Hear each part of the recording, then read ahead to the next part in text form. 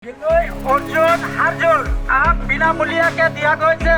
Dengue malaria chikungunya জ্বৰ বিষ মাথা বিষ মানে 100 গুণ এইটোকে সগুণী লতা বুলি কয় আমাৰ অসমীয়া ভাষাত। আৰু কোনোবা মোবাইলত চাইছে আজি প্ৰকৃত আপোনালোকে গাড়ীত আমি 800 পুলি আনিছোঁ ফ্ৰী বজাৰত বিনামূলীয়াকে দিবলৈ। আৰু এজনৰ ঘৰত থাকিলে 10 ঘৰৰ কামত দিব। আগ্ৰাই মোৰ নাম কুদৰত আলী, মোৰ ঘৰ হ'ল নগাঁও মিছা। হাৰ বছৰত 200 স্কুলত এটা স্কুলত 12টা পুলি মই নিজৰ ভৰি হাতত যিমান দিনলৈকে মোৰ তাকত হ'ব তেতিয়ালৈকে মই মানে গছ পুলি লগাই থাকিম। মই হাৰ নামাৰোঁ, মই ঘৰ বাৰী একো নবনাম, লেকিন মই গছ পুলি লগাইহে মৃত্যু বৰণ কৰিম। হ্যাঁ, মই নাথাকোঁ এই দুনিয়াত, বেছিৰ পৰা বেছি 40 আৰু 35 বছৰ জীয়াই থাকিম, লেকিন মোৰ গছ গছনি 200, 250 বছৰ 300 বছৰ জীয়াই থাকিব। মই এতিয়ালৈকে 2,80,000 টকাৰ গছ পুলি স্কুলত আৰু নেশ্যনেল হাই ৰোডত মই লগাইছোঁ। আজি মই 2000 পুলি কৰিছোঁ নিজৰ ঘৰত নাৰ্চাৰী। হিন্দীতকৈ গেলৈ অসমীয়া ভাষাত অমৰলতা আৰু সগুণী লতা কয়। এইটো ফেমাছ দৰৱ হয়, আপোনালোকে মোবাইলত চাব পাৰে, টিভিত চাব পাৰে।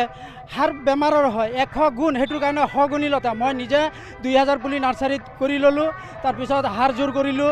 তাৰপিছত অৰ্জুন পুলি, যোনটো ফেমাছ দৰৱ হাৰ্টৰ কাৰণে অৰ্জুন পুলি বুলি কয়, বিখ্যাত মানে ভাৰতৰ ভিতৰত মানে ফেমাছ গছ যদি আছে অৰ্জুন গছ হয়।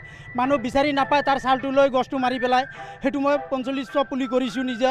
এতিয়া বজাৰে বজাৰে মই 800কৈ পুলি মই বিনামূলীয়াকৈ ৰাইজক বিতৰণ কৰি আছোঁ। গছ গছনি লগাবৰ কাৰণে খুব মোক ভাল লাগে। আজি এটা মানুহৰ বয়স হ'ল 80-85 বছৰ। এটা গছৰ 200-250 বছৰ এটা গছ জীয়াই থাকে। আজি যদি গছটো যদি মই আজি লগাই গৈছোঁ, আজি মোৰ 45 বছৰ বয়স হৈ গৈছে, আজি যদি মই গছটো লগাই গৈছোঁ 200 বছৰ গছটোৰ আয়ু হ'ব। লোকে চাই ল'ব। মই ফল ফলন্তি গছ লগাইছোঁ, লোকে যেনেকৈ আম, কঁঠাল, জাম, হাৰ ফলৰ গছ লগাইছোঁ। মই নাথাকোঁ এই দুনিয়াত, বেছিৰ পৰা বেছি 40 আৰু 35 বছৰ জীয়াই থাকিম, লেকিন মোৰ গছ গছনি 200-250 বছৰ 300 বছৰ জীয়াই থাকিব। মই ৰাইজৰ পৰা অনুৰোধ কৰিছোঁ, গছ গছনি জীয়াই থাকিলে আমি অবিহনে জীয়াই থাকিম। এইটো ভাবক যে এজন মানুহ গছ কটাৰ আগত 2টা গছ পুলি ৰোপণ কৰিবলৈ, এইটো ভাবি থওক যে মানুহটো পটককৈ গছটো কাটি দিয়ে। গছ লগোৱাটো নিজৰ কাৰণে আয়ু বাঢ়ে।